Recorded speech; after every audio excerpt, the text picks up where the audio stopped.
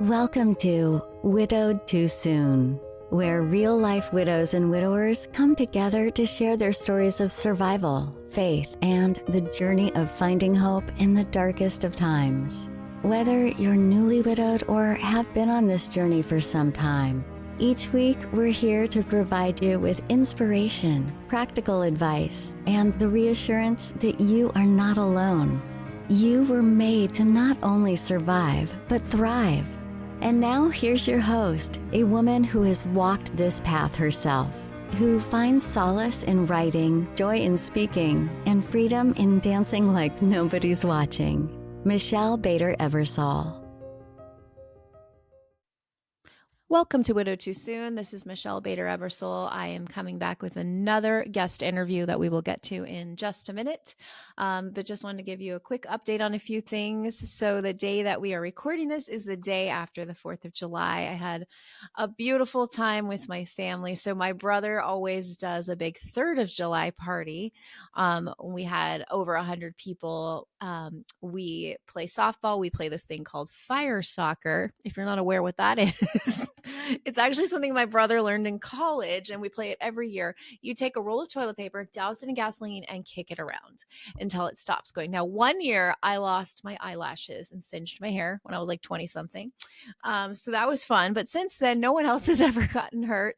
We do like 16 and over, and then there's like a younger one, and then there's like 10 and under, like even little kids play, but it's all safe and fun. But anyways, I had a great time with my family. And then the 4th of July, Joel and I had everybody over and did the barbecue, fireworks, the whole thing. And it was lovely and amazing. And yeah, so things are going great. I leave on Wednesday to go to Boston. I will be speaking at a widow's retreat. Just outside of Boston. So I'm super excited. We're going to visit Joel's family, and then also I will be speaking. So I will let you know how that goes. It should be an amazing time. There's, I think, 10 guests coming, and I'm giving them all a copy of my book. And yeah, it's going to be a great time. But I want to get right into our interview. So today I am sitting down with Seth Moorman. How are you, Seth? I'm doing well, Michelle. How are you? I am so great. And tell us where you are coming from. I live in Long Beach, California, and if you're from the West Coast, I would say West Coast, best coast, and I know I don't want to start any fights with anybody, but it's the Los Angeles area.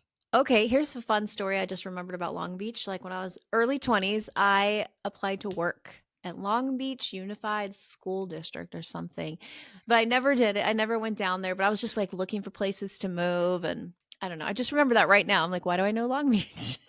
But they were in desperate need of teachers. I remember that. But I did not come down and do that. So what's the weather like right now here in July? Oh, I'm just living the dream. It's probably 75 and sunny outside. Perfect. And, we shovel sunshine all year long. So I don't have love to worry that. about any snow or any of that stuff. I mean, we pay the weather tax, as they say, but that's okay. Yeah, no, that's awesome. I love it. And it was cold yesterday on the 4th of July, but it's sunny again. It's supposed to be 75, 80, something like that. So in the summer where I live, near Portland, is very beautiful, and it's great. So I love where I live. It's just in the winter, it's not as great, but we've been having a great weather, and Joel and I've been paddleboarding a lot. Last week I went paddleboarding 4 days in a row, and it was so much fun. And I think we're going to go again today because it's a nice day. So anyways, I'm excited to hear your story. We have less widowers than widows share their story. So it's always like really cool to hear from a widower and just kind of hear a different perspective on everything. So we're going to dive right into your story. I'm going to be learning along with the audience. So let's take it back. Tell us about your late wife, Jill, and how you guys met and what your life was like together. Well, Jill and I met in college. So this was early 90s. Okay. We were going to school at Christ College in Irvine, which is now Concordia University. Oh, that Irvine. was in Portland. That's crazy. There was Concordia moved, as part right? of the system. Yep. I think they closed that school in Portland. They closed it. Okay. Yeah. But yeah, Concordia University in Irvine is where we met, and we were both bio majors, and we were in botany class, and then we had a couple of other classes together. And Jill was always the one who would bring treats to the labs. Like you would have nice. a lab for a couple of hours to, Yeah. And we had one that was marine biology, and our labs were actually down at the beach. I know, rough life here in California Oh, that you do cool. your school at the beach. But she would bring Rice Krispie treats, and she was like always kind of taking care of everybody, making sure that everything was going well. So we met then. We became friends.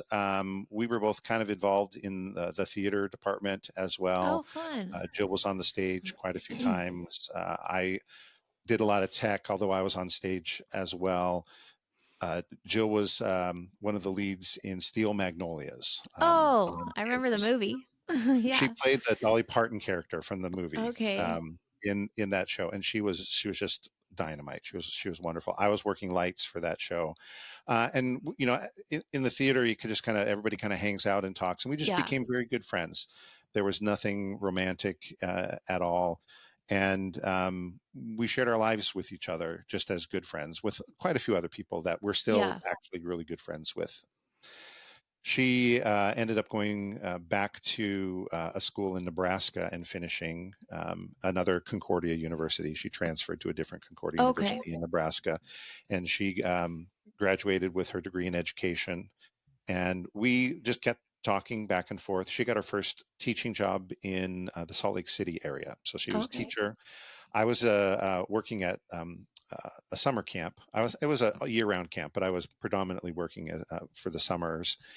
And I had wanted to just kind of reach out and say, hey, how are things going? And she said, well, it's great. Why don't you just come for a visit and we can just hang out? And so I flew to Salt Lake City and we had a great weekend. And again, it was just like hanging out with a good friend. It was, everything was wonderful.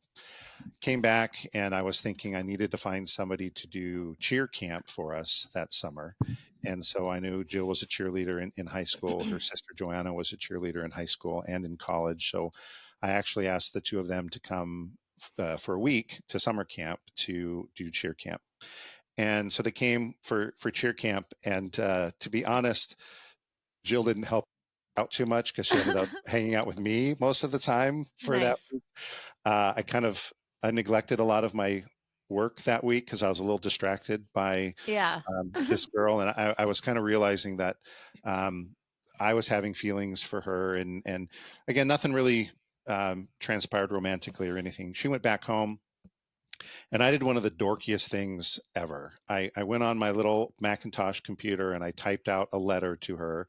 And in that letter, I had this phrase. I said, I think we should think about elevating our relationship to a more romantic level. Oh my goodness.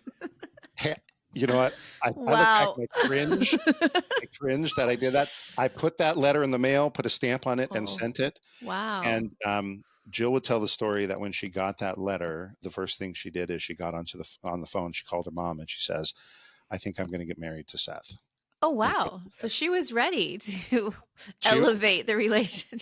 She was ready. So she ended up coming out and visiting me in California again. And we were saying, yeah, let's do this. But Jill had one thing. She said, I don't know if this is going to work until we should probably kiss and figure out if this is going to work.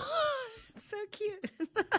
So we kissed, and I can see the look on her face, and it just makes me smile because she just said, "Yep, I think that'll be okay." Oh, that's so cute. Jill was very, very logical person, like the most logical person ever. We wondered if she ever really truly had emotions sometimes because she didn't really share them. She shared them often with me, but very logical, very kind of by the book type of a person. But we kind of went from being good friends to me sending this letter to us having our first kiss to then deciding, yes, we're just going to get married. We don't need to mess around with all this stuff.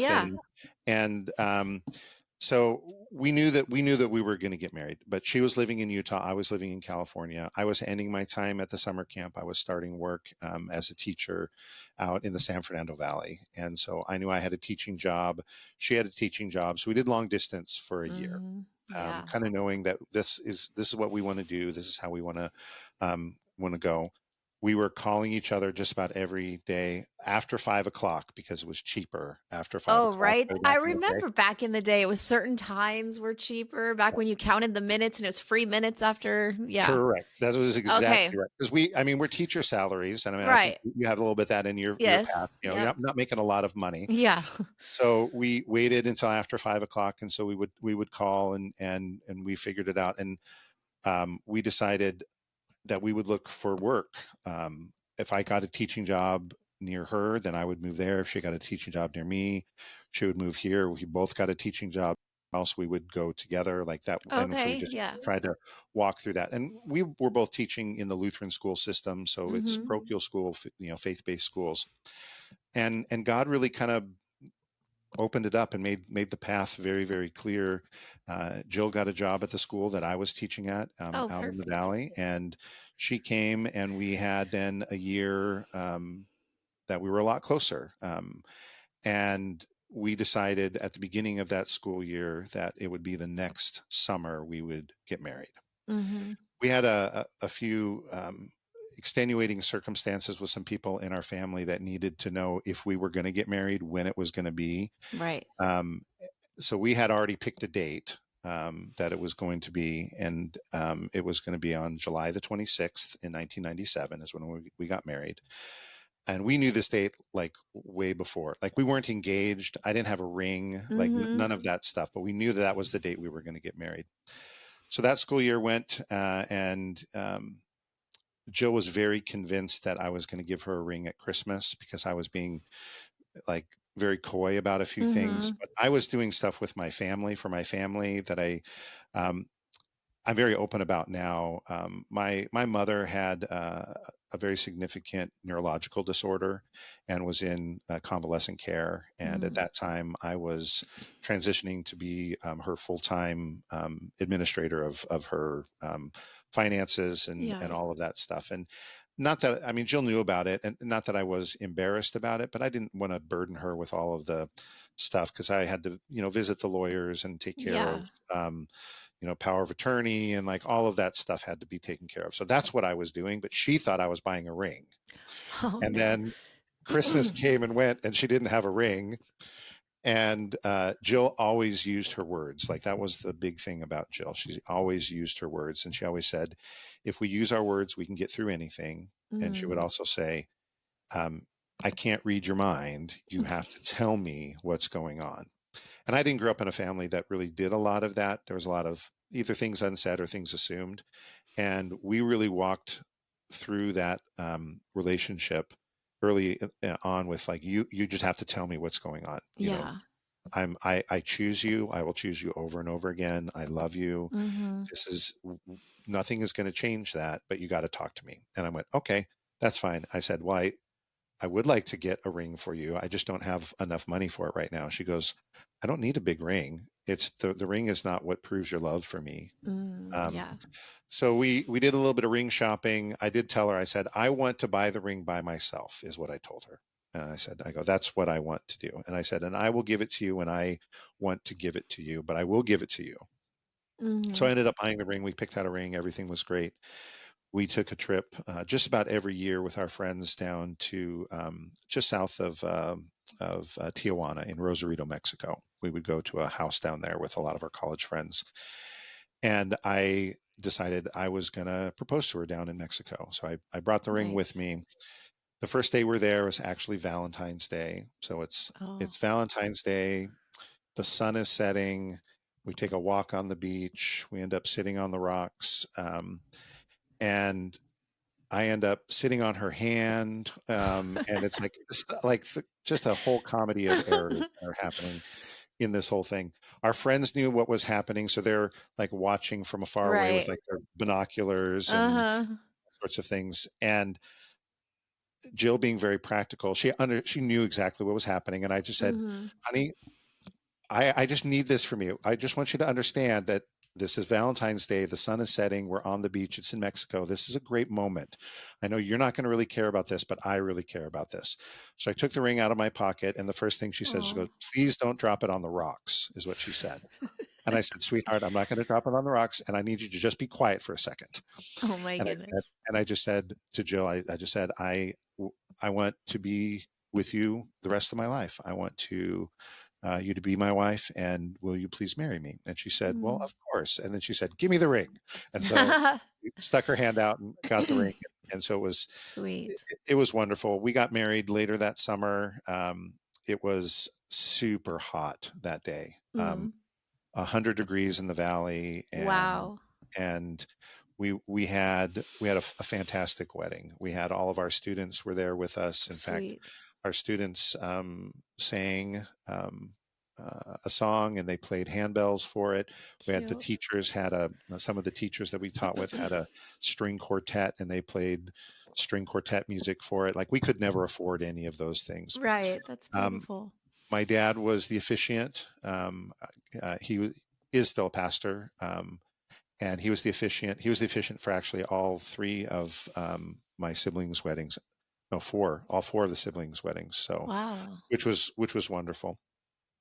We lived in the valley for a while in Burbank, and then we knew kind of our time was there. God was really clear about your time is kind of done here, so we started looking for other teaching positions, knowing we'd like to stay in California. Jill ended up getting a job here in Long Beach at a school, church and school in Long Beach, and I got a job at a Lutheran high school over in the South Bay area here in Southern California, and we did that for 5 years. And Jill was an 8th grade homeroom teacher teaching language arts, and I taught biology and theology at the high school, and it was wonderful. It was great. And then the Holy Spirit just started knocking on my heart over and over again, saying, teaching is great. You're doing a wonderful job, but I have another plan for you. And I was like, I fought it, and I fought it, and I fought it. And that plan was go to seminary. I want you to be a pastor. And Wow. I always said I went kicking and screaming to seminary because I didn't really want to go, but the Holy Spirit does what the Holy Spirit does. Right. And the Holy Spirit opened up every single door. I don't know how all of this happened, other than the fact that people are generous, God is good, and the Holy Spirit is powerful. Yes. That every single time I went to the registrar to pay my tuition, it was already paid. Wow. So That's amazing. to this day, I don't know exactly how all that happened, but my seminary education was completely paid for and Wow. covered. And in fact, most of my books ended up being covered as well for it. And I was like, okay, I'm just going to walk through the doors that you have for me. Yeah. I did my internship, pastoral internship work at the church where Jill was teaching, and Okay. we were members there at that church. And then that church ended up extending me a call to be an associate pastor there, and then I was Oh, an associate wow. pastor there for 18 years. Oh, And so, wow. in the middle of that, Jill heard the Lord kind of calling on her that teaching was great, but she had such a heart for kids who had uh, issues reading was really the big Yeah. thing for her. Like, she would see kids just struggle and struggle. She went to a conference and learned all about dyslexia, and how dyslexia can be a superpower if you know how to make it Yes. work. And that's really not a learning disability necessarily, but the Right. way in which we teach does not is not does not go well for people who are dyslexic. Right. That's So true. it became her passion to help students with dyslexia learn their superpower and be able to read. And in fact, Jill's mantra was, I want kids to be able to read the Bible for themselves to know just how much Jesus loves them. Oh, I love that. It's That was beautiful. her goal. That was her passion.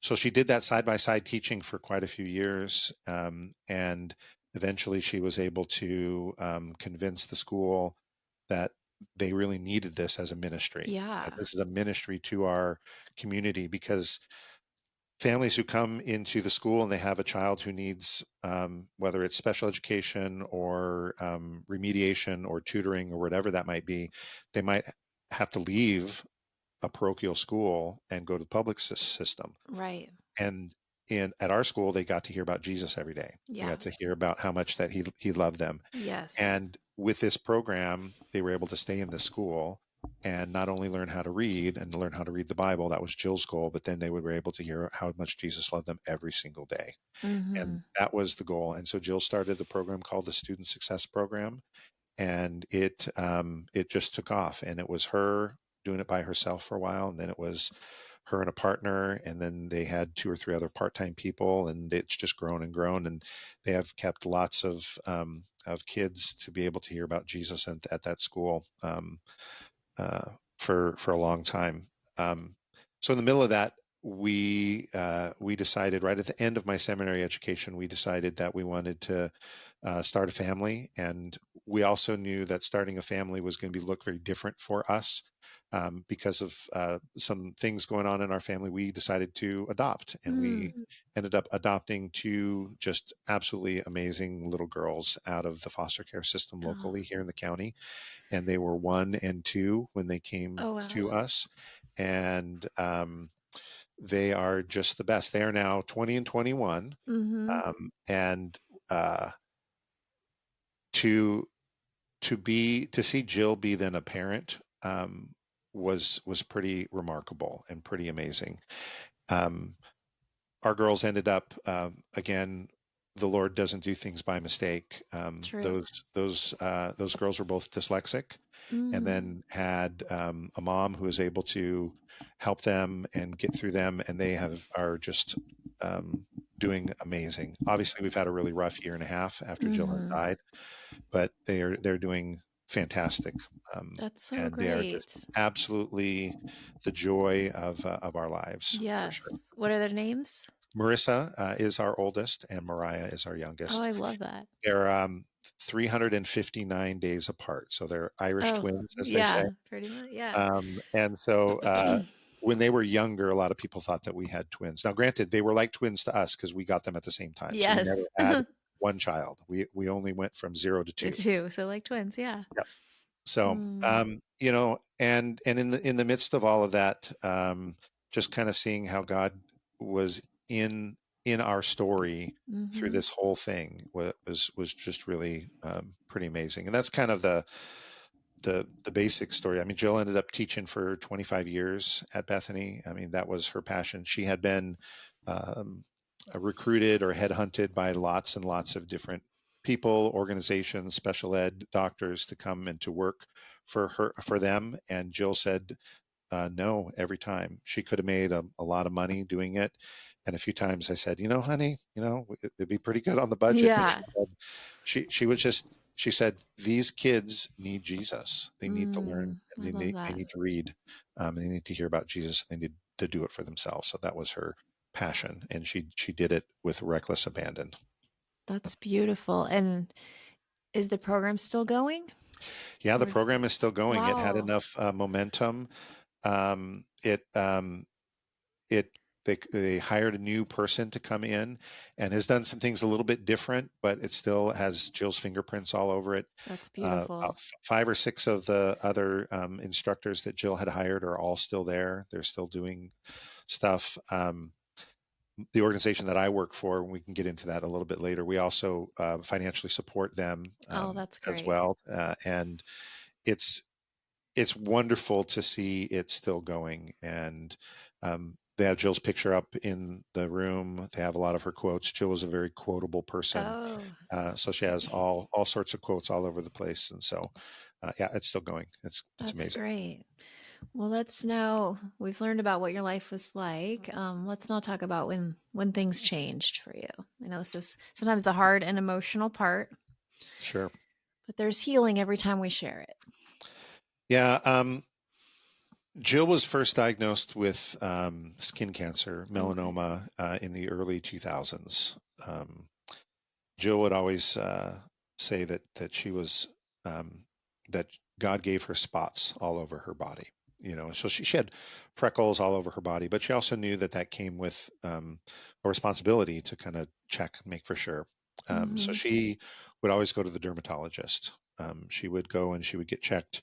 And so over the years, she had lots of different of her moles and spots taken off for precautionary reasons. They would biopsy them, and nothing came of them for a while, but then one came back with melanoma, and it was on her shoulder, and they had to take quite a bit of skin off when they took that mole off, and she ended up having a pretty wicked scar on her left shoulder, and it was in the shape of an S because of how they put it all together. And she would always say that, she says, "I would never get a tattoo, but I have a scar with your name on it, Seth," is what she would always say. Oh, that's cute. It was pretty funny. But she didn't really have to have any kind of cancer treatments or anything after that. They felt that they got the margins, that everything was really good, and everything was pretty good. She wasn't really having any health issues until right before the school year in 2019. She was at a teacher's in-service, and she was having some pain in her abdomen. She was just really uncomfortable, and it was, Jill's not one to complain. It would have to be pretty significant. And so she was texting one of her teacher friends who was in the room as well, saying, "Hey, I'm not feeling great." And so they texted back and forth saying, "Yeah, I'm having some pains." And so they left early, and Jill came home, and she, thought it could be indigestion or whatever. So she took a couple over the counter things, and she woke up and she was feeling worse, and she had lots of pain. And so went to urgent care, which turned into an ER trip. And they thought that for sure it was going to be probably kidney stones or gallbladder or something like that. So they had a procedure for the next day, and so they took a couple of pictures, and they found some stuff. And of course, the person who was running the test couldn't say anything to Jill, saying, "Hey, we need." And so they did a whole bunch of stuff, and they went to the doctor. And so she had a doctor's appointment a couple days later, and they found a tumor that was on her adrenal gland. And so they went through all of the processes of CT scan, MRI, all of those kind of things, and ended up being a tumor on the top of her left adrenal gland. They also found a couple of other things. She had a cyst on her ovaries, and she had a couple of other things going on. Well, they knew they needed to do a biopsy of it. They needed to at least take, if they could take it out, would be great. If not, take a biopsy and try to see what was going on. Insurance wasn't kind to us and drug their feet, and it took a while. So all of a sudden now it's December, and they took a few more pictures, and they saw that the tumor had grown. They were a little bit nervous about it, but not too nervous. And then December became January. January became February. Finally, she got in for surgery, and they're planning to do a laparoscopic surgery, and they were just going to see if they could take it out or at least biopsy it. And they said it'd be 2 to 3 hours surgery. So Jill goes in, and 2 hours go by, 3 hours go by, 4 hours go by. The doctor comes out, and he says, "Well, we're not done. Turns out that the tumor is a lot bigger than we thought it was going to be." So he had to call one of his specialist friends to come and scrub in. They ended up opening her up instead of it being laparoscopic. And she ended up having surgery for about 10 hours that day. And the tumor that was at about 5 to 7 centimeters ended up being over 15 centimeters. And was wrapped all around her spinal cord and into her diaphragm. And it was just a mess. It was just a wreck in there. And she ended up having a scar from like right at the bottom of her rib cage, and went all the way down to the small of her back. It was a huge scar. And Jill loved to show people her scars, and it was funny. And it looked like she would say, "Yeah, I got a shark bite," or she always kind of made light of it, but that kind of set the cancer things in motion, because it came back as metastatic melanoma. And if you know anything about metastatic melanoma, you know that it's can be anywhere in your body at any time. And so at that point, Jill would say, "Well, we're now playing whack-a-mole for the rest of my life." And she would do PET scans and CT scans and MRIs, and she took care of all of her own stuff. I always said, I will go to any doctor appointment with you. I'll do any of that stuff. But she was bound and determined to do it. She always had the thought, I'm not defined by a diagnosis. I'm good. not Jill who has cancer. I'm not a cancer patient. I'm not any of those things. I'm just Jill. That's it. That's all I am. I'm a teacher. I'm a child of God. You don't need to treat me any differently because of what's going on. So she had some radiation treatment. She had a couple of oral chemotherapy. Nothing horrible, so she didn't lose her hair or anything like that. She was able to go to work, and she didn't really miss very much work even after that surgery. So that then COVID hit, right? And things were really weird. In fact, things were getting weird as she was coming out of the hospital that first time. And then let's see if I have my dates right. In the middle of 2022, had a PET scan and saw that there was something going on again on her right adrenal gland. So there was another growth there, but there's also a growth on the left side of her brain. Oh, wow. And so they started another round of radiation, and that was pretty difficult. Radiation on the head was the worst part because you have to get fitted for a mask, and that's very claustrophobic. And then they have to lock you into the machine, and you're in the machine for like an hour to an hour and a half, and you can't move and you can't do any of that stuff. And Jill hated it. She hated every moment of it. Eventually, we went to the neurosurgeon, and the neurosurgeon said, "We really need to do surgery. We need to do surgery, and we got to get that tumor out because it was starting to grow more and more." She wasn't having any cognitive issues. Everything was going well. The tumor in her abdomen was shrinking, so things were all going in the right direction. So December 2022, she had her first brain surgery, and she had to have what's called an awake craniotomy, where they put her to sleep, and then they had to wake her up, and then they had to do a bunch of stuff, and then they could put her back to sleep. Sounds awful. And Jill, being the science-loving person, loved it. She loved the procedure. She loved everything that she loved to be able to talk with the doctor. She asked for pictures, like also on her phone, she had pictures of her brain, pictures of all this kind of stuff, and she would say, I'll show it to you if you want, but I just want to let you know, not many people get a picture of their brain, but guess what? I have a picture of my brain. And so that was, recovery was about a month or so. So she missed only about a month of work and went right back to work. And so that was 2023, January.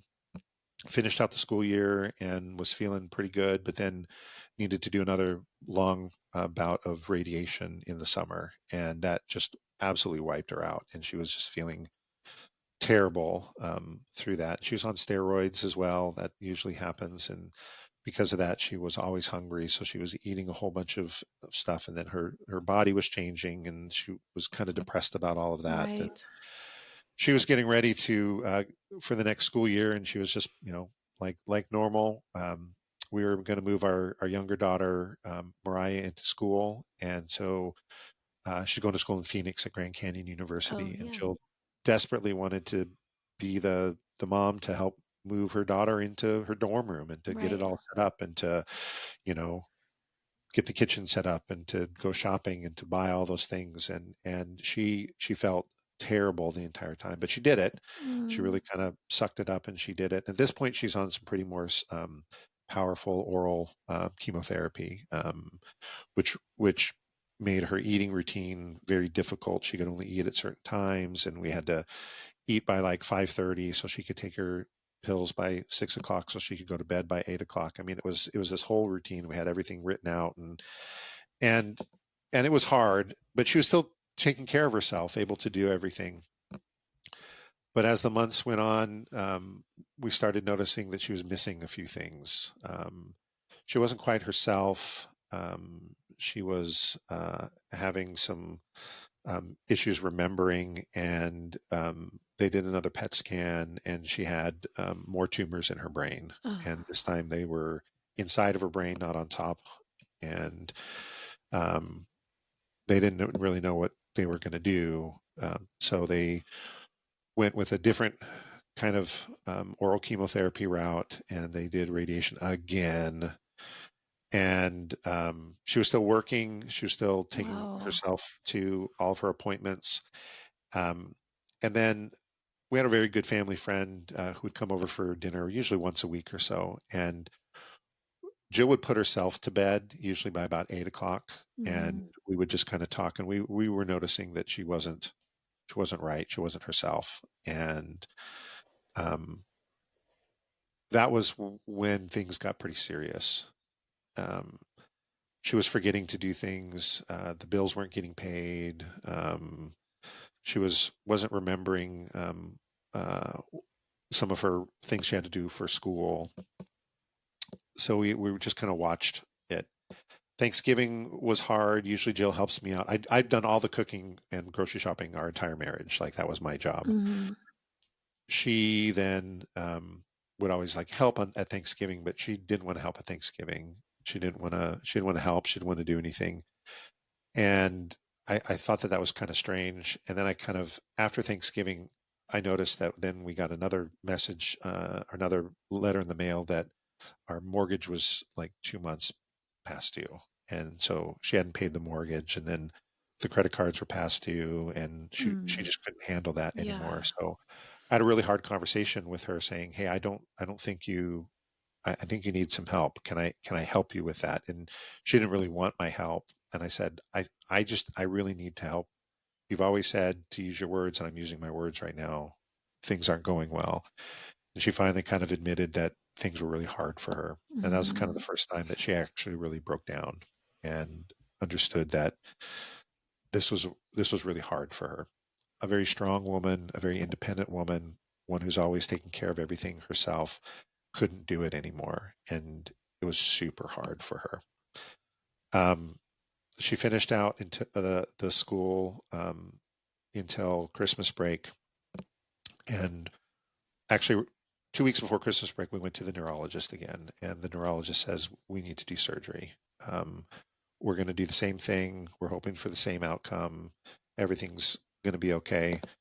So we were going to do that the week after Jill was done with her the school year for the Christmas break. We saw the neurologist on like a Monday or a Tuesday. We were planning on doing surgery as soon as possible. Jill asked, "Can we wait until after Christmas?" They said, "Yeah, we can wait until after Christmas." So then we were scheduled for like the 28th, I think, of December. 2 days after that, Marissa, our older daughter, who's at home with us, I hear her kind of calling from our bedroom, and I was in the other part of the house saying, "Mom's glitching. Mom, I don't understand what Mom is saying." So I came in, and what I've come to understand what it was, Jill was having significant aphasia, meaning that she couldn't articulate the words. She didn't have the words anymore. She knew what she wanted to say. She was cognitive. She could understand what we were saying. She could like shake her head yes and no to our questions. But when we asked her for details, it was just all sort of words. So we said, well, maybe you can write some things out. So we gave her pen and paper, and she just wrote. And she could form all of her letters. She can form everything, but it made no sense. There were no words. And when I take a step back and think about the devastation of that moment for a person whose words were life, right? Who dyslexia and helping people understand that reading and communicating can be done no matter what, could no longer read, write, or communicate, and that was devastating for me. I couldn't even imagine for her. So these bouts of aphasia were in and out then for a couple of weeks. Christmas was hard. have a couple of videos on my phone because she wanted to see what it was like Okay. afterwards so she could see it. I've never looked at them again, but I Right. also don't have the heart to get rid of them because they're Right. also kind of those last little Yes. bits. So we go in for surgery. And I'll tell you, Michelle, the Lord works in amazing ways. We go to the same hospital. Okay. We check in. It's the same nurse Wow. that's checking us in with all the intake. And remember Jill, because Jill's a very memorable person. Mm-hmm. She's very personable with people. She always wanted to ask you questions, all those kind of things. We go into pre-op, and the pre-op nurse comes around the corner and looks at her and says, "You look familiar." And Jill goes, "Yeah, you were here last year when you were here for my surgery." So it was the same pre-op Wow. nurse. That's amazing. Then there was a medical assistant who gets contracted to do these awake craniotomies, came in, and they're the ones who like do flashcards for the person when they're awake and have them read things so that the doctor knows what they're doing on the inside. And this person was the same person that Jill had the year before, and Wow. Jill and this young lady just hit it off, and they talked about life and relationships. And Jill found out that she was dating this guy, and like all like they just bonded really quickly in her first surgery. So the second surgery, when the first thing Jill sees is sees a ring on her finger and says, "Hey, is that an engagement ring?" And she said, "Well, yeah, we got," and she goes, "Is that to the boy we were talking about last year?" Said, "Yeah." So they hit it off again. And Cute. Yeah. um, so as God just kind of put all these people in place in this moment, and it was very comforting. Again, very long day, very long surgery. Jill came out of it. She was feeling really great.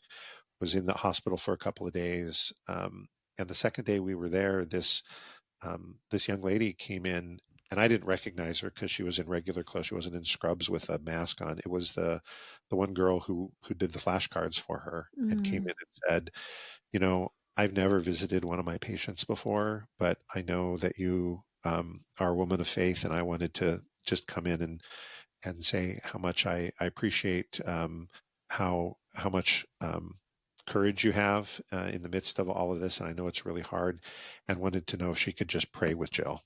And I love that. sat and prayed with her, and was just it was just an amazing God moment in Right. that time, and stayed for about 20 or 30 minutes, and then left. And then the next day we ended up coming home, and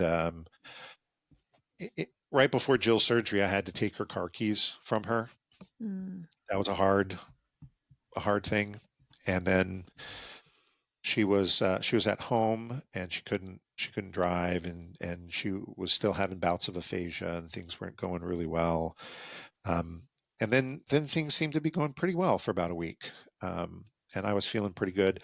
I had stopped working at that time, just taking time off. Everybody at work was really great for me. I um, I did everything at the house, right? I was taking care of her, but I noticed that Jill hadn't taken a shower in a couple of days. And I said, "Honey, you really need to take a shower." And she goes, "I don't really want to take a shower." I said, "You really need to take a shower." I said, "I'll be happy to help you." And she goes, "Well, I don't need any help." And I said, "Okay, but I will help you. I'll be here if you need me." And so I just stuck around while she got ready to get in the shower. And then she looked at me. It was a very strange look, like not a look that I had seen. And she says, "Well, what are you doing here?" And I said, I'm here just in case you need a little bit of help." And she goes, I don't need any help." I go, "Okay, but I'm going to be here anyways." And she got angry at me. Jill never got angry at me. And I'm like, all right, something's not quite right. Something's going on. So she got into the shower. I stayed right outside. And she ended up falling in the shower. Oh. So I went in, and I helped, I got her up, and um, she looked at me, and she got a smirk on her face and started laughing. And she goes, "Well, I guess I do need a little bit of help." Oh. Um, it was just it was a comedic scene, though. She had just put conditioner on her hair. So she's slippery as a pig, right? I'm trying to get her out of the shower, and I can't reach the towel, but I need to hold her up. And it was Yeah. the whole thing. It ended up being a really wonderful kind of a moment because she ended up laughing. I ended up laughing. Yeah. That's good. I was taking care of her. And from that moment, she kind of gave up and said, whatever you need to do to help me, I'm willing to do that. And a couple days later, it was the Super Bowl, and she had said, "You need to go over to your friend's house and watch the Super Bowl." I go, "Well, I can stay with you." She goes, "No, I'll be fine." Jill's mom was living with us at the time, and she lived with us for about 25 years. We had a Oh. multi-generational house, which Uh-huh. was wonderful. And so Sandy was going to be home, so I decided to go over to my friend's house, watch the Super Bowl. I get a text from Jill's sister that said, "Are you at home? Because Jill is trying to call me, but I can't understand anything that she's saying." Oh. So I said, "Well, I'm not home, but I can be home in about 15 minutes." So I left the party and I came home, and Jill was just completely out of sorts. She couldn't articulate anything, and finally the aphasia kind of went away, and she was able. I said, "Did you try to call your sister?" She goes, "I didn't try to call my sister." So then she was very confused about everything. I go, "Okay, we need to go back to the doctor. Something's not quite right." So the next morning, she got up. Well, I got up and I was trying to get her ready because I'd called the doctor. They were going to bring her. No, I take it back. The doctor wasn't going to be able to see her for a couple of days. She had a radiation treatment that day, but she couldn't walk Oh. like she could. So she could shuffle a little bit. So I was able to get her to shuffle into the restroom, be able to use the restroom, but then she couldn't get herself back to bed. So I had to get her back to bed. And now I'm thinking, how am I going to get her to radiation? So I knew there was a wheelchair at church. So I called my friend and I said, one of my, who I worked with, one of the other pastors, I said, "Hey, can you get that wheelchair ready for me? Jill needs it to get to a doctor's appointment." So I went. And when I came back to the house, Jill was completely unresponsive Oh, wow. on the bed. And I tried to wake her up and try to get her to be responsive. And I got her to sit up a little bit, and then she just grabbed me around my torso, but she couldn't talk. She couldn't open her eyes. She couldn't do anything. And so I called for my mother-in-law, and she didn't hear me because I didn't bring my phone with me. And so I ended up shouting, and she ended up coming down, and I said, "We need to call 911. Jill needs to go to the hospital." And she became progressively more unresponsive. Fire department came, took her in. And it was one of the things, how do I explain to the paramedic all of the health things in 30 seconds, right? So did as best as I could. We got to the ER. They took her in the ambulance, got to the ER. Marissa went with me. I had to call Mariah on the phone. That was another whole hard situation as well because she's away. And we got there, and the ER doctor, they did a CT scan, and they said, "There's nothing we can do." Her oncologist came down and said, "Hey, I think if we can do this, then we might be able to change her to this medication, and we'll be able to do a few things." There was some hard discussions there in the ER. They did decide to do another surgery, so she had her third craniotomy, knowing that if she survived, she wouldn't be able to talk again, which would have been pretty devastating. She was in the hospital, made sort of a recovery, got a few words out of her, recognition of who people were. She said, "I love you." The person she was most excited to see, of course, was her oncologist, which we all laughed about, saying, "You like your oncologist more than you like your family," which is kind of our humor of our family, which we thought was pretty funny. And then she just progressively got worse and worse. Her brain was swelling too much. Lots of complications. She became completely unresponsive, and finally we had to make the hard decision to move her to comfort care. And they all said it's going to go, very fast. As soon as we just move her to comfort care, we'll make for sure that she's very comfortable. Um, and they took her off all of the stuff, and where everybody's surrounding her, and it's like this, what you might, I guess it's not a dream, it's more of a nightmare, right? That you're standing around your loved one. But 10 minutes turned into 30 minutes turned into 2 hours, 2 hours turned into 4 hours, and she was just peacefully just lying there, just not connected to anything, and breathing away. And a lot of family had come in, and we were breaking the ICU rules because we had too many people there, but they let us do that. And they finally decided, well, we really need this ICU bed, so we're going to move her to the oncology floor, and we'll just continue to do palliative care and comfort care there, which was great. And that was on a Wednesday. So I stayed with her Wednesday night, and then Thursday, family came, and I went home to take a shower, and I came back, and she was around all day Thursday. She was around all day into Friday morning. And kind of the joke was, nobody tells Jill what to do. She's going to go out on her own terms. Yeah. We had told her at one point that her brother was going to come and visit, but would be there on Friday. And he's living overseas. And so he came in on Friday morning. He landed at LAX. Somebody went to go pick him up. And he made it there about 2 hours before she went to go be with Jesus. And Jill had said from about the week before her second surgery, right at the end of December, she said, well, if I go to sleep tonight and I wake up with Jesus, that'll be a really good thing. And that was really hard for me to hear. Yeah. But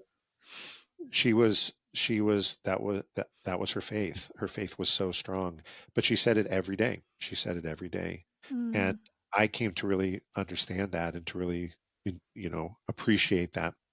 We had a conversation probably about September of the year before, kind of saying, hey, we know at some point things are not going to go well.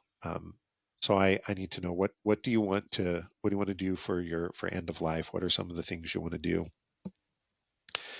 And I said, well, what about a service? She goes, well, I think a service would be great. I go, well, what do you want to have in your service? And she goes, I don't care. I'm not going to be there. I'm going to be partying with Jesus. So you can do whatever you want to do, which was total Jill. She said, and then she says, as a matter of fact, when I go be with Jesus, this is what I want you to tell people. I want you to tell people that I'm partying with Jesus. I love that. That's what I want you to say.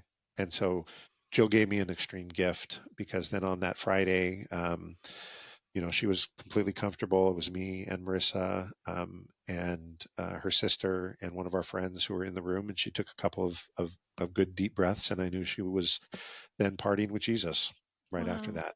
And it was I replay that in my mind quite a bit, but I know there was absolute peace there. Completely sad. I just remember saying to her, I love you. Say hi to Jesus. And then I gave her a big kiss. And then she went to be with Jesus. And it was a hard moment, because then I had to go and tell the rest of the family. And yeah. Wow. I love that, partying with Jesus. Like, that's so beautiful. And then when all my phone calls were just that. I didn't have to think about anything to say. It was just want to let you, and everybody kind of knew the situation, that things weren't going to go well. So I just had to say, hey, Jill's partying with Jesus. That's it. And that ended up being just such a good gift to me. But Jill's an amazing woman. Yeah, sounds like I miss her terribly. Her fingerprints are on a lot of things. Her life was just so powerfully lived and so faith-filled. She was so confident in Jesus that she faced death in a way that I think few people do, and gives me so much hope as well. Her memorial service, we had to move to a different church because our church was too small. Wow. There was probably close to 700 people there. What? Whoa, 700. It was Amazing. At the end of Jill had a lot of jewelry, like just costume jewelry. Jill was an extremely fashionable person. She made it a point not to wear the same outfit twice during the school year. Now she would Wow. wear maybe the same shirt a couple times, like with a different like skirt or pair of pants or something like that. That's She had hard a to different do. well, she had a huge wardrobe, but she also had accessories too, right? So she had so much jewelry that I looked at her sister Joanna and I said, "What are we going to do with all this jewelry?" And I know you talk about what do you do with people's stuff afterwards, Yeah. which it's a very personal decision. And Yes. we made some other decisions about other things, but what we decided is that at her memorial service we were going to give away all of her I jewelry. love that. We had all of the cousins and my girls got first choice Right. before we put anything out, right? But we bagged everything up, and we had like 6 or 7 tables with all of her jewelry out there, and we said, please take a pair of earrings, take a ring, take a I love necklace, that. whatever, and wear it. And anytime you do, just remember Jill. I, to this day, Michelle, still get texts pretty regularly of people saying, "Hey, I'm wearing Jill's earrings. Hey, I'm wearing Jill's I necklace love that today." so much. And it's just amazing. It was one of the best decisions that we made, and she lives on in so many different people's lives. At the very end of her service, I stayed until the very bitter end. I was going to be there for everybody who wanted to talk to me. And a couple of my friends who were cleaning up, their smaller girls were running around the outside of the church, and they each had, whew, I'm going to cry. They each had a tiara on that was Jill's. Oh, I love that. And uh, will they remember Jill? Maybe not. They were pretty young, but I know that that made my heart very, very happy Yes. to see that. That is, I mean, I'm crying. That's like one of the most Yeah, beautiful things I've ever heard is to give away the jewelry at her service, and her memory and her legacy lives on. And to see, especially like you said, to see those kids, because that was her passion is kids, absolutely. and I'm guessing that a lot of those people were maybe former students and Yep. like so Yep. many lives that she had affected and continue. I mean, that's what we all want, is that after we die, our legacy lives on, our pointing to Jesus lives on, and I can see that in her life. And it's so beautiful. And now there's literally people all over the world hearing her story because we're Yeah. in over 100 countries. I love it. I love it. And it's so beautiful. Like I've never heard of that, and I absolutely love it. Um, I think that's a great idea of what to do when you're like, I don't know what to do with this.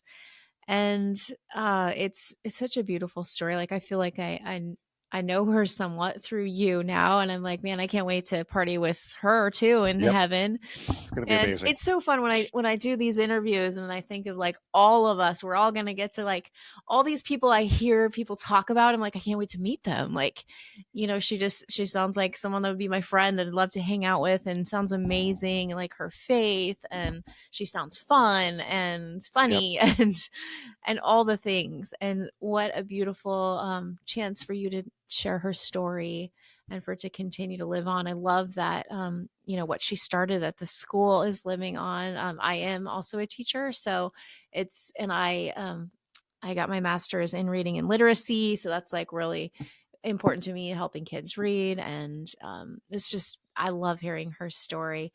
It's so beautiful and so amazing. And now I want to talk a little bit about you and like life after. Like that's the really hard part.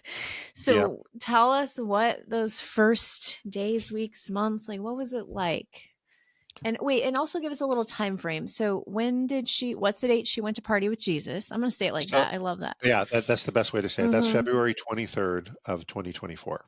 Okay, so yeah, this is relatively new. This is Yeah, still like you're not even a year and a you're half yet. still a baby widow. Not Absolutely. like a newborn widow, but a baby widow. Yep. and and then how long had you guys been married? Uh, it would have been 27 Oh years. wow. So we were Okay.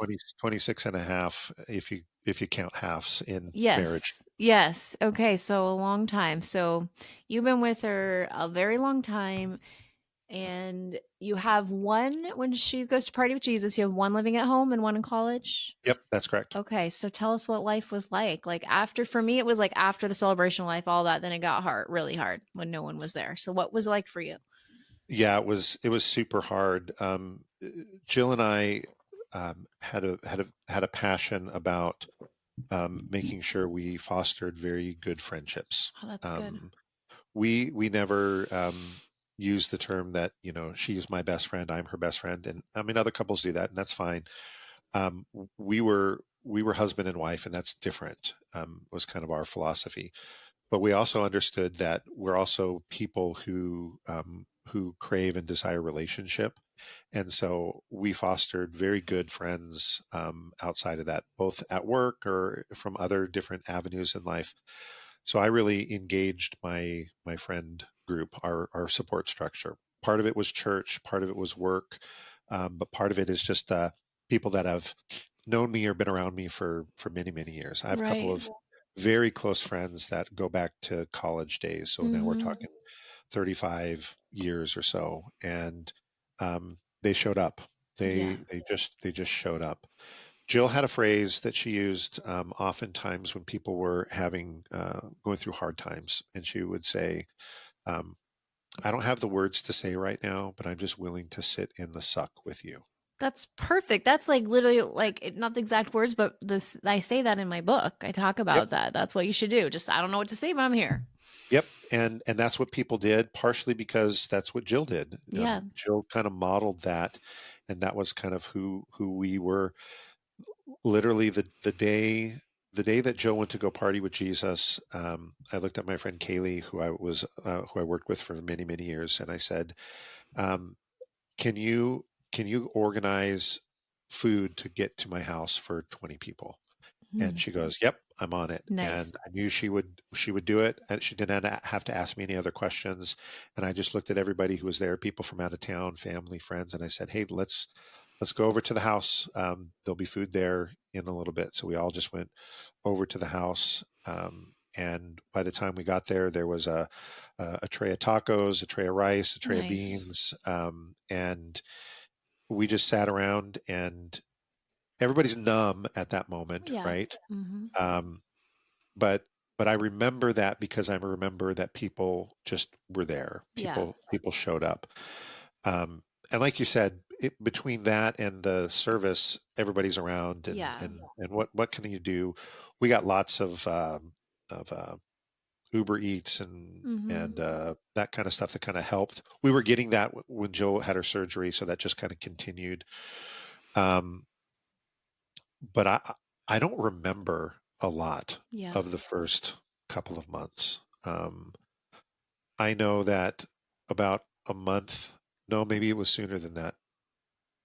The week after the service, I started meeting with a grief counselor, and I did it online Mm-hmm. through an online service. And I'd been in therapy in and out for lots of different reasons. Very good Mm-hmm. um, for me. But I needed that. I needed that outlet, and that's kind of where it started. And I saw one particular therapist for over a year, and then she ended up leaving that platform. And I found another one, and it's wonderful. But I think that was another anchor that I had because she Yes. was a It's huge. Christian. She Mm-hmm. she she would bring not only scripture but prayer into our sessions, and they were wonderful. I don't remember what we talked about. Right. I don't remember very much. Um, I decided to take a memory trip in May, um, and I went to Disney World by myself Oh wow. because that's where Jill and I honeymooned, Mm. and we took the girls there a couple of different times, and I had I had some amazing encounters with people because you just wear those buttons around Disney that say Uh-huh. "I'm celebrating," and I wore a button that says "I'm celebrating Jill's life." Oh. And so people would ask me, "Well, what is that?" So then I got a chance to talk about Jill. Oh. Um, I ended up not paying for my dinner one night and not paying for drinks one night, and because Yeah. people just heard the story and were moved, and I think about that. It was very healing for me doing Mm-hmm. the things that Jill loved to do, and it was great. But like, I don't really remember what happened much after that. I kind of got back into the work routine and was kind of back at doing that, but I was on autopilot. I don't Yeah. think I've really felt like I've been firing on all cylinders at work until maybe just this past month or so, which has Mm-hmm. been, almost a year and a half. But those first little bits were, I had to make a list. And Mm-hmm. you talk about it in your book too. Some of the things that are in your book were exactly the things that I had on my list, and I wrote them down on this piece of paper. This was my list. First, the first part was get out of bed, Mm-hmm. and it was take a shower, and then it was shave whether you like it or not. Uh-huh. Put on clean clothes, drink water, eat, and I had to set a timer to eat Wow. because I didn't want to eat. Yeah. And then it was go outside and take a walk. Mm. That was my list. I love Um, that. I started adding a few other little things into it. I started adding make your bed, Mm-hmm. and 27 years of marriage with Jill and we never made the bed. Yeah. It was just like we're getting back in the bed later. Why That's are we going to make the bed, right? that's what Luke and I did. Yeah. Yeah.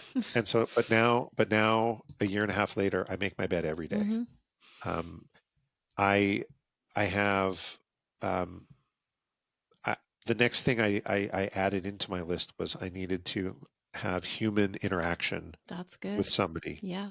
every day. Mm-hmm. That's not simply just a text. It's either by video or going to see somebody or whatever. I needed to have human interaction. That's so good. I'm an introvert by nature. People don't really Oh, get I that wouldn't guess when they that. hear me. No, because I'm very comfortable in different places, but I would rather just be at home alone. And I knew that I could spiral very negatively if I Mm-hmm. did. There was one night Marissa wasn't home. There's nobody around. I needed human interaction. I'd called a few people. Nobody was picking up, but I was hungry. So I just went to a local restaurant and I sat at the counter. It wasn't at a table because sitting at a table by myself is weird. Yeah. Like but I sat at the counter and I talked to the servers and I talked to the cook and I talked to the people there because I just I craved that human interaction. And Mm-hmm. I think God has made us for interaction, for Yes. relationships, for community, and finding that community in the midst of deep grief was so vital for me. Mm-hmm. Um, and and I think that's kind of really what has kind of held me through all of this. The other thing was going back to church. Mm. Um, That's a hard one. being a pastor of a church for many many years, it's very different when you sit in the pews. Sure. And I had left the church that I was at to take a job at a Christian nonprofit.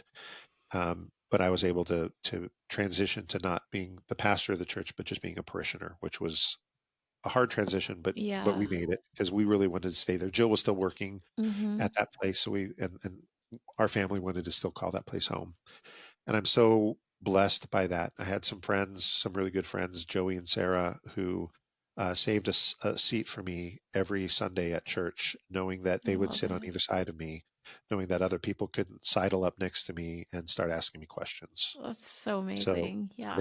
they kept the people at bay, and if people would come up, they would run interference for me. Wow. But I needed to be in church. I needed to Yes. hear the hymns of the church. I Mm-hmm. needed to hear the message that my sins were forgiven and that God loves me. And in the midst of grief, I needed that. I craved that. So going back to church was Yeah. vital. And there are still people who act weird towards me Yeah. at church. Uh-huh.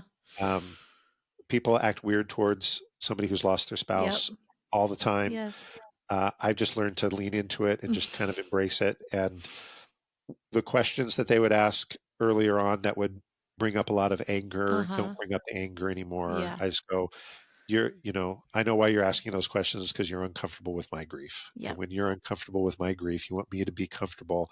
But you know what? I'm not going to be comfortable because my wife died. Right. That's just the point of it. So I understand you don't want to be uncomfortable anymore. I'm not going to try to make you uncomfortable, but I'm going to be here, and we can't erase the fact that Jill's not here. Right. So, but yeah, going back to church was a huge thing for me too. And then music has been such a healer for me. There's the song I don't even know who actually does it, but it's called Trust in God. Um, our college friends sang that at Jill's service. They're all very, very talented musicians. And I'd never heard that song, but it's a song of just absolute, like, defiant trust in the Yeah. midst of just terrible things. And I found that song on iTunes, and it's in one of my playlists. And I think just about every day for 6 or 8 months, I listened to that song on my walks, and I would Yeah. cry. Yep. But that not only reminded me of the trust that I have and the hope that I have in Jesus, but also that day that my friends stood up for us, saying that with absolute trust that Jesus is that Jill's parting with Jesus. Mm-hmm. So that's a song. There's a song by Rend Collective. I don't know if you know the band Rend Collective. They're a Christian band. They have a song called "Hallelujah Anyway," Oh. and it's basically when all these things happen to me, but in the midst of it, hallelujah anyway. Yeah. Mm-hmm. Even when I feel like I'm lost, you've never lost me, Right. and it's just amazing. The other part, I'm Lutheran clergy. I go to a Lutheran church. The liturgy of the church is so powerful to me, and um, having that playing in my ears and in my head has just been very, very comforting as well. So, and the other thing is walking. Yeah. That's I huge. I I walk 3 to 4 miles every day, It's great. and part of it is listening to podcasts Yeah. like Widow Too Soon, Mm-hmm. shameless plug, um, or um, or music or books Yep. or whatever it is. But I try to walk every day, That's so and good. I didn't want to walk. Right. I didn't want to, but I also realized I kind of ignored my health for a while Mm-hmm. and didn't take care of myself. And I don't really, I feel, and this is what a pressure that I've put on me. And I understand that I need to be there for my girls. Yes. So I need to do everything I can to make sure that I'm healthy. So Yes. I'm eating better. I am exercising every day, making sure that I can do that. And then just going to scripture and praying. I do a lot of praying on my walks. Yes. Me too. Mm-hmm.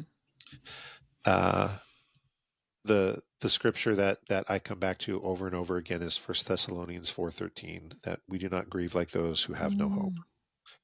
And Paul reminds us it's not that we don't grieve, because we grieve. And I think sometimes we, at least as a society, we want to get past grief. We want to go through all the stages of grief. And I know you talk about that in your book too. There's A, it's not really for people who are Right. dealing with grief, and B, there are really no stages for it. Yeah.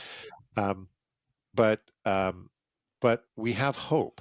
We have hope in Mm-hmm. Christ in the midst of our grief. But we still have grief, Yes, we and that's do. okay. It's okay to grieve. And Mm-hmm. again, you said in your book that we kind of you lean into that. You lean Yeah. into those emotions and those feelings. And I just, when I feel like I'm going to cry, I cry. Yes. When I feel like I'm gonna um, it's going to be a snot bubbly, Mm-hmm. horrible, I don't want to be around anybody cry. I try to make it home before I do Yep. that. Uh-huh. But but but if I need to, I I'll just emo. The other scripture that I go to all the time is Job 19:25, and Job's story. Um, I don't think I really resonated with Job's story until this last year and a half. Mm-hmm. Like, I've had some hard things happen in my life. Right. Don't get me wrong. And I know you had a guest on not too long ago that talked a little bit about Job too. Mm-hmm. But Job 19:25 is the I know that my Redeemer lives. Mm-hmm. And that he will walk on the earth. And in the midst of Job's suffering and Job's grief and all of those things, and the horrible advice he gets from his friends Yeah. and even his wife and all that stuff, in the end, he points to Jesus.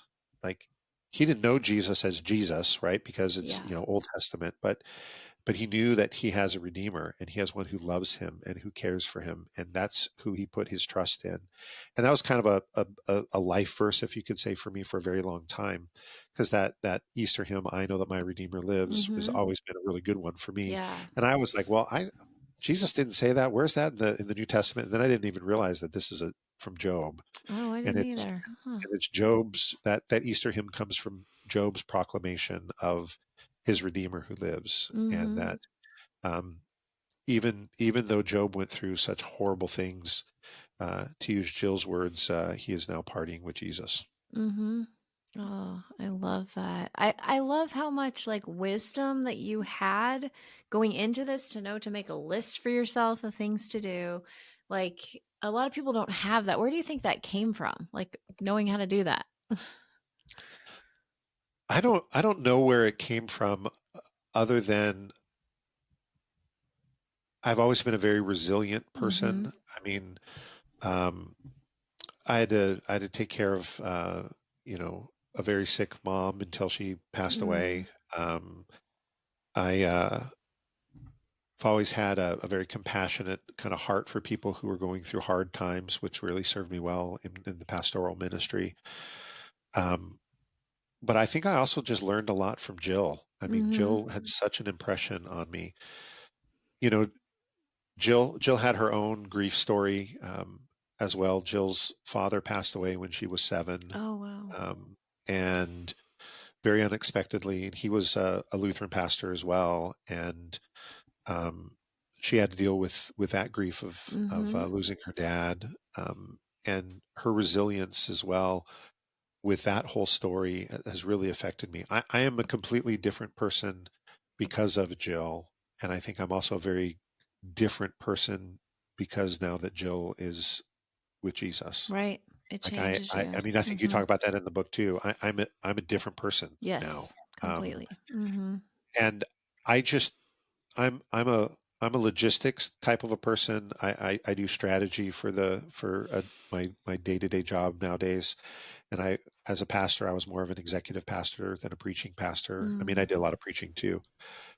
And I think I just knew that if I put up some guardrails, I put up a few things that were signposts that helped me along the way, that I'd be okay. But I also knew that it was one day at a time. Yeah. You know, it's just one day. You got to get up out of bed. Mm-hmm. You got to get out of these pajamas. You got to take a shower and shave, make the bed, have a cup of coffee, and see what the day holds.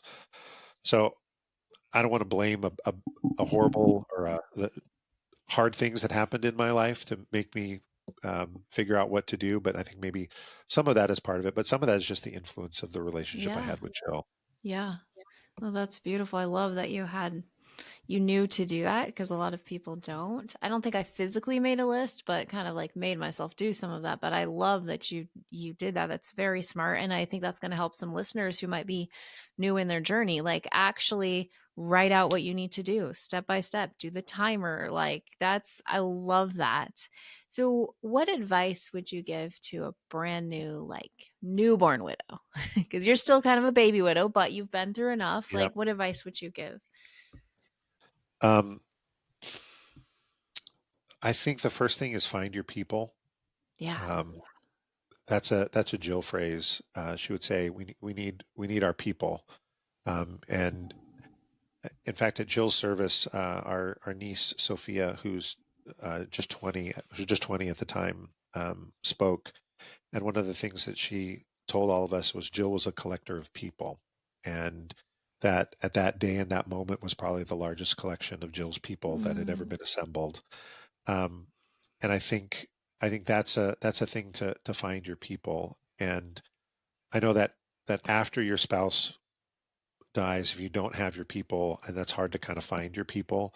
But I think some people are just going to come and say, "What can I do?" And you yes. might say, "I don't know, Mm-hmm. but if you find something to do, I'll be happy that you do it." I had somebody who said, "What can I do?" And I didn't really like that question at the Yeah. beginning because didn't know what to say. And I said, "I don't know. I'm sure there's something in my house that needs to be done." So she came over and she completely took everything out of the pantry, and she like went through like all the old food, and she like That's took care of all great. that. She cleaned everything in there. She reorganized everything.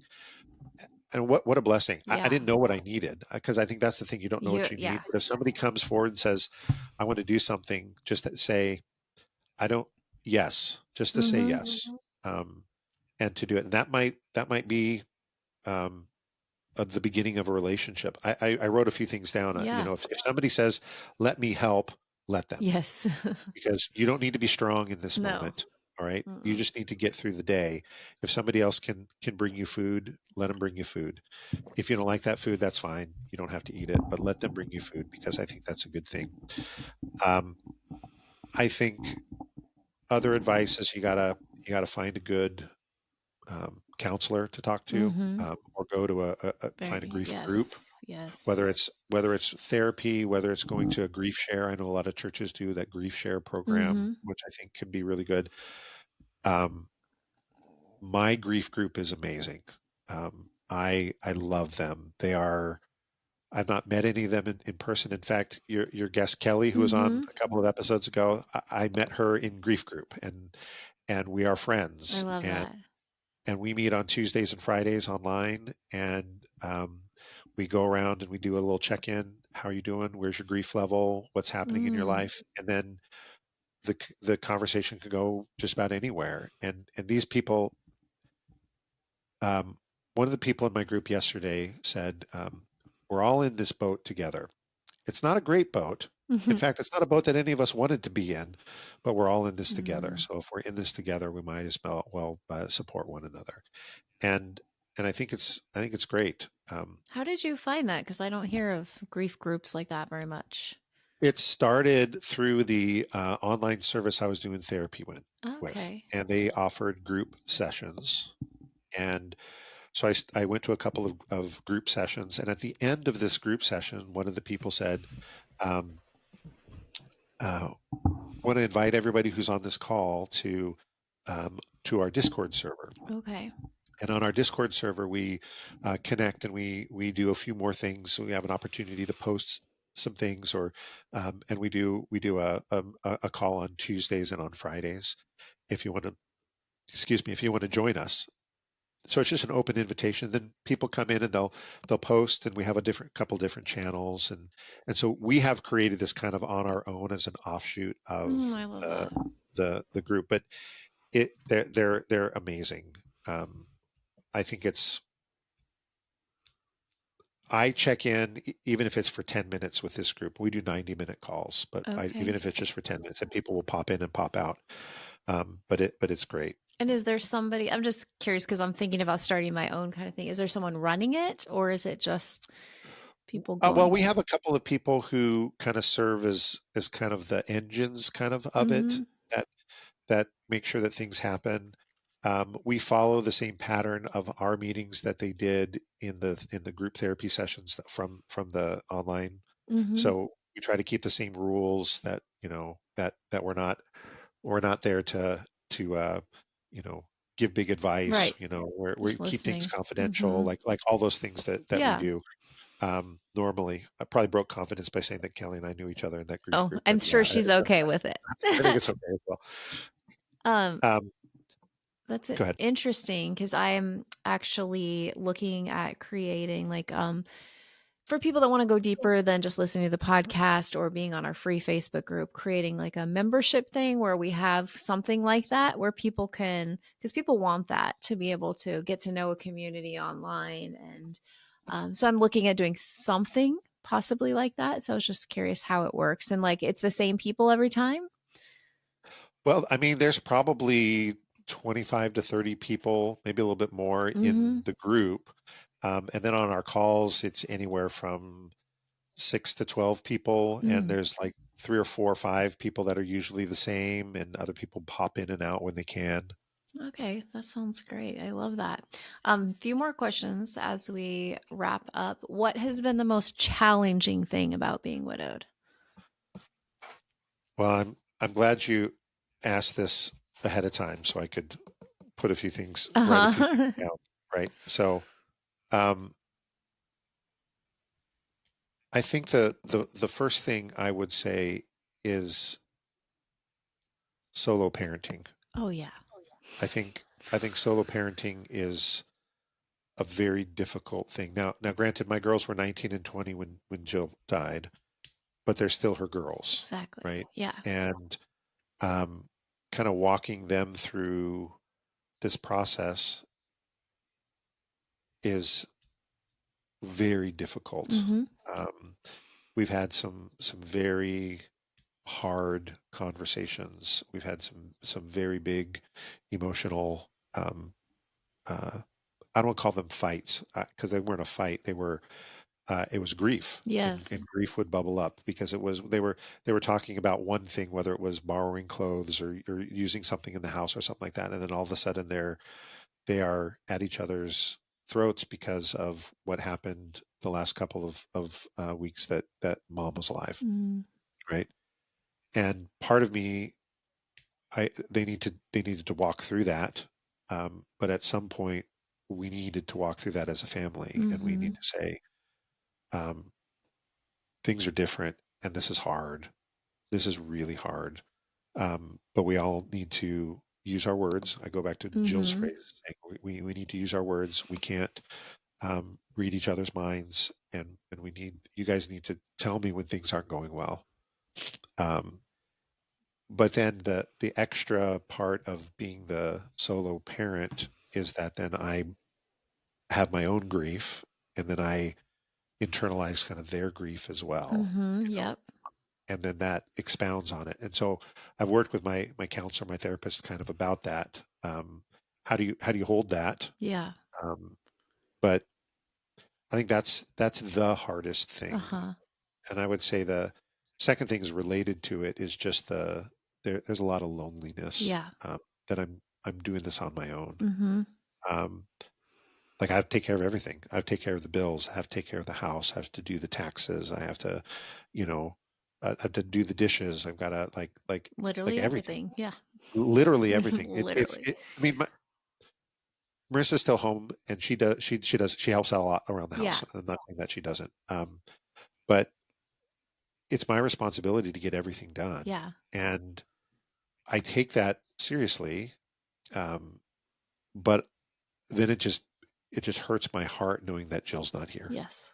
And then I get lonely. And then I'm like, that's I just wish she was around. And then I start, then of course, you get into those grief bombs, those grief moments Yeah. where then it's like, well, then I feel about all of her students, like all of her students don't have her Mm. to do that. And then her friends, and then like her siblings, like her sisters and her brother and her mom. And, thinking that, that Jill's mom had to bury a husband and then bury a daughter, Yeah. I mean, I mean, I think about that too, but because I had to take care of everything for my mom, so I did that for my mom, and I did it for Jill. Um, but that loneliness just starts just wrapping around my chest, Mm. and I don't know what to do with that sometimes. Mm-hmm. Yeah. No, that is a very hard part. But I love that you have your people and that's been such a help for you. And I always recommend because, some people don't have people that they go out and they find them. And church is a great place to start, Yeah, to find people, find a widow community. Like we have it online, there are Widow Too Soon community. A lot of people have made friends on there that they connect with. We have widow groups in like 30 cities, so there are ways to connect, but sometimes you have to be the one looking for it. We can't just sit back and be like, someone needs to reach out to me, because after a while they kind of forget and go on with their lives. yep. So we have to be the ones who take responsibility and do that and not expect it's just going to come to us. And I love that you have a group of people, and that you've been able to do that. Another question that people are always curious about is like, are you open to dating again, or where are you at with that? And you don't ever have to be. That's like completely personal of what you want. It's an interesting question. I had somebody who asked me that probably 3 months after Jill died, Yeah. and it just like A, it was inappropriate Yeah. to ask. Mm-hmm. B, I wasn't ready to even hear that Yeah. question. No, I got like sick to my stomach when I heard it the first time. Yeah. Yeah. And I was like, I don't, I was angry. I was upset, like all of those emotions all at the same time. It's like, I only want, I just want Jill to be here. Right. That's all I Yeah. want, you know?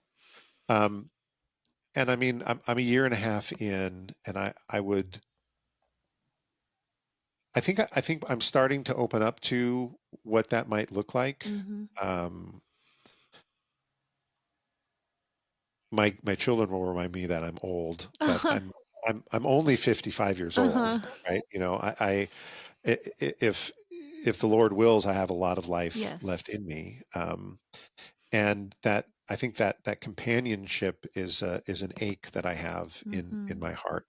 Not There's no replacing Jill, and you will never replace Jill, and that's not what I would be looking for. And I think whether I've read this in another book or in your book or on a podcast, um, any relationship I would ever consider again, if they're not good with me always talking about Yeah, Jill or having pictures of her around the house, which I do, I'm not going to take those pictures that's right. down, and I'm not going to not talk about her. Mm-hmm.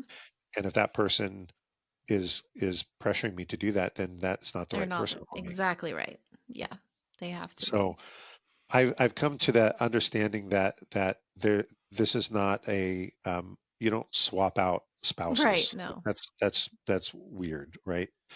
I think maybe you've talked about this for your current husband. I think Mm-hmm. is that the word you use? I think I might Your say that sometimes. Yeah. yeah, but you know I'm whether it's a cup of coffee or a dinner. I think I'd probably be open to that. I don't know if I'm open or ready to have any sort of a long-term Right. relationship or anything like that. Yeah. But one thing I am convinced of and that I know is that Jill is a part of that story Yes. forever. 100%. Yes. And the right person is not only okay with it, they want to hear about them. They want to Yep. like tell me about her. I want to Yep. know. Yeah. I want to talk about Jill every day. Yeah. I'll cry usually, but that's a good day to talk about Jill. Yeah. And the right person is good with that. And just like God has been guiding your whole life, Holy Spirit telling you, he's going to bring, if that's what he has for you, he will bring it about in his time, in his Yep. way. And like, cause I remember, and I talk about in my book, like, where am I going to find somebody, and all worried about it. And my best friend was like, when let God write your love story. And that's what I always tell people. And that's what happened with Joel and I. And I've seen it time and time again. In fact, just yesterday, I got a Facebook message from John Yoder, who was a guest maybe like a year ago. I don't even know. No less than that. And he's like, I just want to let you know I'm engaged, and I hear stories all the time. A friend introduced them. And then another woman who was on the podcast, she just got married. Like I hear it all the time, like crazy ways that people are brought together.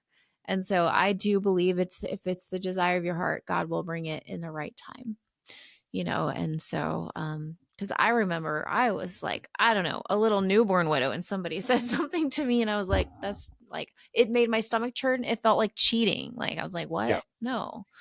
And so it was like a process over time, and started with like friendships, like you're saying, going to coffee or whatever, like building friendships. Like with Joel and I, we were friends for months before it moved to anything else. And I think that that's a really great place to be. And if it's supposed to be, it will happen. So I love that.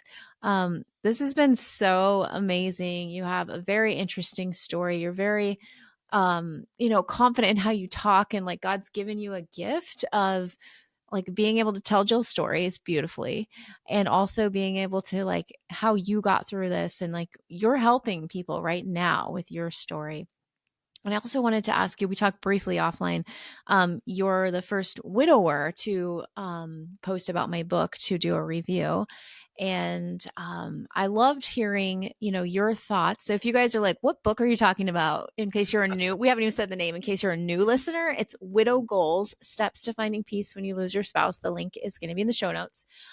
Just tell us really quick, like your thoughts as a widower, because people get confused by the cover. And we did talk about how the cover is a little hard for you, kind of hid the cover because it's a woman on the front. But besides the cover, like how did it speak to you, or just like some highlights, so our widowers were notes for them too. Well, some of the things that really spoke to me was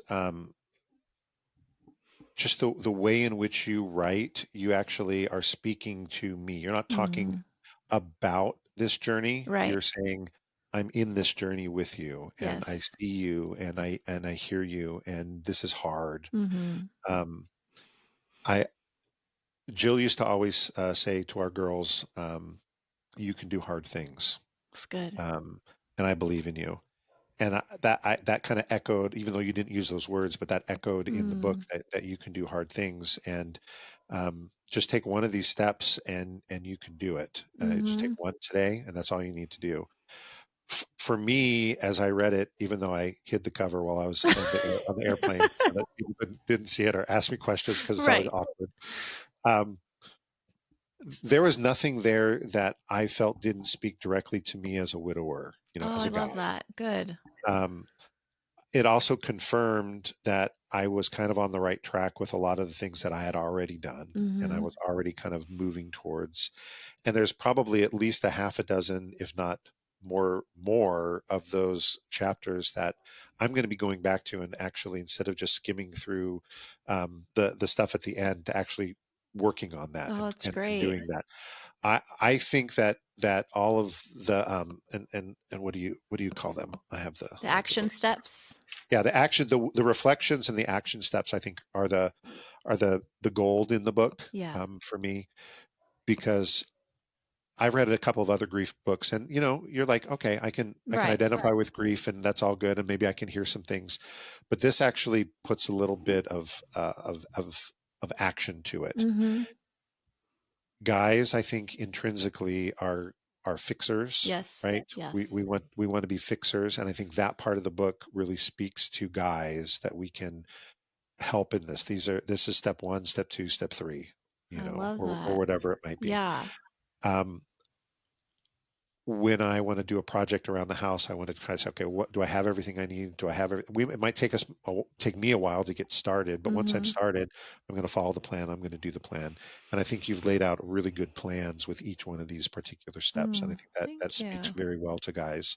And it's also, again, short attention span for me. Oftentimes, none of these, like, chapters or sections Mm-hmm. in the book, you're done reading them in like 7 Yes, minutes or that was the so, point. Yes. and then you can start, and you can reflect on it, and if that's all you do for that week, That's fine. that's great. Yeah. you know I wanted to read the whole thing before we met, just so Yeah. I could have some information. That now I'm going to actually go back and do the book Uh-huh. instead of read the book, I which love is a different it. thing.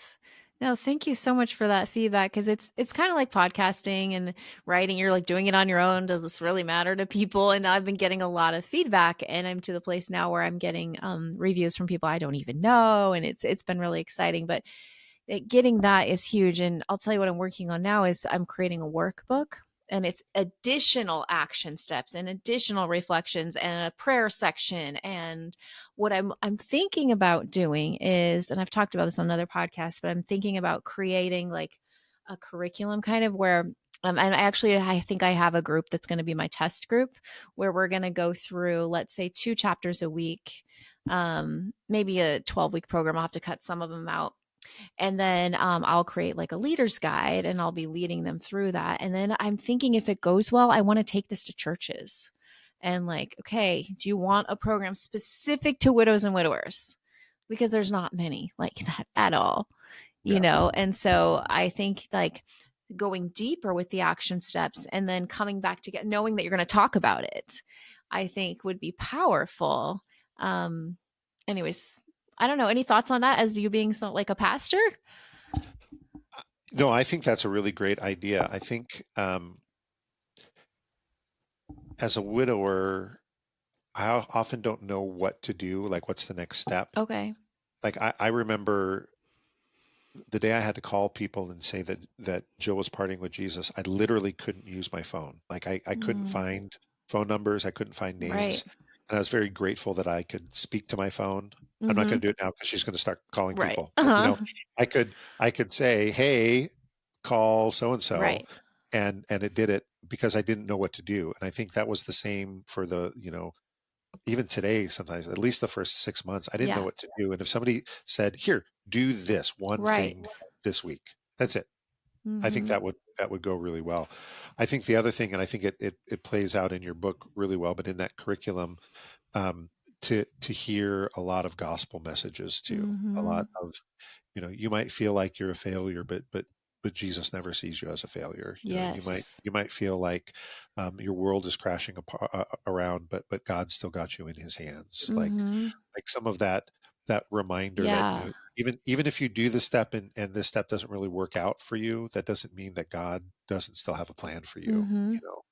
And really soaking that in some really gospel messages, That's I think really would be good. really, really helpful for people. Yes, thank you for that feedback. I really appreciate that. I'm just kind of in the stage where I'm just praying about like what's the next step. Like I know there's something more with the book because I'm getting such great feedback that I want to do more with it. And I'm also really passionate about, widows are mentioned over 103 times in the Bible, but yet so few churches have anything for widows. In fact, it makes me a little bit like righteous anger. Like, why is this? Like, why do we Yeah. not have this? And so I feel God pulling me in a direction to really focus on helping widows and widowers, in churches. And so that's why I'm just trying to figuring it out.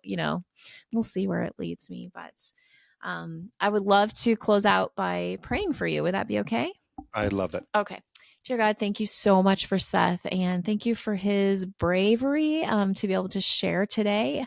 And just thank you for Jill. Thank you for her life, her legacy, and that today and in the future continues to live on through her students and everyone who loved her. And now through the podcast, I just pray that her life just continues to shine a light to you, as I can tell that she was just such an amazing person. And thank you that she's parting with you. Thank you for those words. It just brings a smile to my face to think about Luke parting with Jesus. And hopefully the listeners too find that to be comforting. And I just pray for Mariah and Marissa, God, that you will continue to heal their broken hearts and to give them peace, the peace that passes all understanding. I just pray for all of their futures, that you'll bring the right people into their lives. I pray for Seth, if you do have someone for him in the future, that will come in your timing at the right time, at the right place. And in the meantime, you'll just continue to meet him in his loneliness. And thank you for his friends and his people. Pray for all the listeners. Thank you that they are here today. I pray for peace over their lives and that they can turn to you. And thank you for comforting me. And I just pray that you continue to comfort them. And just thank you for all you've done. Amen. Amen. If you like this podcast, give it a little being 5 stars on Apple Podcasts, Spotify, wherever you listen. Thank you guys for being here today. If you're looking for a widow community, the link is in the show notes. We have the Widow Too Soon community on Facebook. We have a smaller one, the Widow Too Soon podcast community. You have to message me, which there's a link to get into that one. And of course, the book that we've been talking about, it's been out for about 6 weeks, Widow Goals, Steps to Finding Peace When You Lose Your Spouse. Check it out. It is now on all formats, just about. It's Kindle, so ebook, and then paperback, hardback, Audible, and I am working on the large print edition right now. So it can be found in all forms. So make sure you check it out. And thanks again, Seth, for being here. We really appreciate it. Thanks for having me. I really appreciated the conversation. Yes, thanks. And everyone have a great day. Bye.